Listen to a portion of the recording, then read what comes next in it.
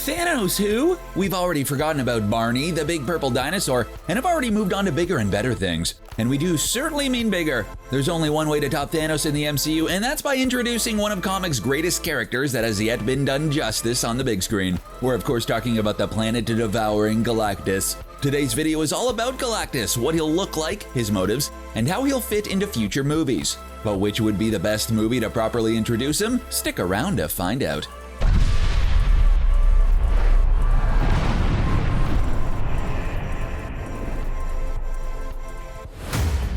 Before the MCU was the dominant presence in all of our lives, Fox had their own healthy catalog of Marvel characters that they transitioned from the comic book page to the big screen.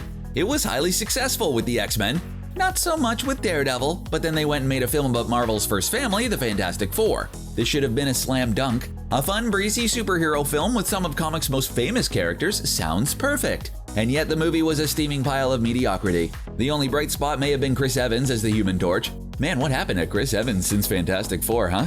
Someone should really put him in a different superhero project because he definitely showed a lot of potential. Oh, right. Although the first movie wouldn't win any gold stars for quality, it made enough money to justify a sequel. Even if the first film left a bad taste in our mouth, we were excited over the second film, Fantastic Four: Rise of the Silver Surfer. Because anyone knows whenever the Silver Surfer is concerned, there's usually another huge Marvel baddie waiting in the wings. It was finally time for Galactus to make his presence known. Only anyone who saw the film knows how that turned out. Was Galactus as interesting and deep as his comic book counterpart? That's a negative, as he was really just portrayed as a gigantic angry space cloud. Come on, Marvel, you can't do us dirty like that. You can't take one of comics' most threatening and interesting villains and reduce him to just a big ball of swirling space dust that a giant space vacuum could just suck up. That'd be like making Thanos a dweeby teenage punk or making the Mandarin just some boozy English actor named Trevor. Oh, wait, that last one sounds familiar for some reason. The point is, Fantastic Four: Rise of the Silver Surfer totally ruined Galactus and probably turned a lot of audience members off the character. We're past the point in the MCU where our heroes can just face gigantic space clouds. We need our villains to have depth and nuance if they're ever going to compete with Thanos. But really, if done correctly, Galactus could be the best thing to happen to the MCU since Thor was forced to get a haircut. If you're just going off the movie, you'd be forgiven if you thought Galactus' origins involved some dust that was left under a couch that someone forgot to clean that slowly grew bigger over the years, but surprisingly, Galactus actually has a much better origin than that in the comics. With the MCU continuing to grow more and more cosmic, why not go full throttle with Galactus' origin and tell how originally he was a humanoid named Galen from the planet Ta and was the sole survivor of the sixth incarnation of the multiverse. See, think of the multiverse like your favorite song on loop. It just keeps starting over and over. When the sixth incarnation ended and the next one was going to start, Galen was approached by the embodiment of the sixth infinity, known as the sentience of the multiverse, who fused its essence with Galen and thus creating a being capable of surviving the multiversal renewal, better known as Galactus, the Devourer of Worlds. This is already an epic origin, and someone with this cool of a backstory needs to have an awesome design to go with it. The MCU has been hit or miss when it comes to villain designs, but lately they seem to have found the proper groove, so we're confident they have a really great look for Galactus that isn't just a swirling space dust. But what should he look like? Well, the first thing we'll say is that Thanos will have a lot of competition when it comes to rocking the color purple. Even multiverse-surviving cosmic beings love a proper color scheme. In the comics, Galactus is usually represented as a giant dude draped in purple and blue duds. The armor that Galactus wears is one that he creates himself, and that helps him regulate his raging internal energies. It isn't just stylish fashion choice, so we'd expect any live-action look for Galactus would have an extremely tech-infused suit of armor, and we believe that it has the potential to do the same for purple and blue that Iron Man did for red and gold. Plus, just think of all the Iron Man Galactus cosplaying ideas if Galactus' suit was heavily tech-based. But if Galactus didn't have a super high-tech armor suit, we could look at what the MCU has given us so far in terms of giant space beings. You'll recall the MCU has started to introduce the concept of Celestials, a group of gigantic humanoid-esque individuals who are capable of wielding Infinity Stones. We saw a brief look at a few of them in the first Guardians of the Galaxy, as the Collector showed Peter Quill and his friends, and they looked epic in size and scale. But in the second Guardians movie, we met an actual Celestial, Ego, who was his own planet, but shrunk himself down in size to look like Kurt Russell and interact with Peter. Now Galactus isn't a Celestial, but you can see how Marvel might want to simplify his origin story just a little bit, and making him at least associated with Celestials would be an easy way to get audiences caught up with his abilities and powers. If that's the case, we'd expect him to go back and forth between gigantic monster and regular size to do battle with the Avengers. but that could also mean his armor is done away with, so he could look more natural. Maybe he doesn't have to wear the armor at all, and his classic purple and blue look just radiates naturally from him. As long as he has his iconic helmet though, we'd be happy with almost any design. But now the question is, where could Galactus fit in? First, we have to mention the theory that we've already seen the beginnings of Galactus in the MCU. Remember the Celestials that we mentioned? In the Guardians of the Galaxy movie, during the Collector's speech, we see one gigantic Celestial wield a staff with the Power Stone in it. The Celestial touches a planet, and that planet is immediately destroyed. But if you look closer at the Celestial staff, it could be familiar to any fan of Galactus because it's shaped almost exactly like Galactus' iconic helmet.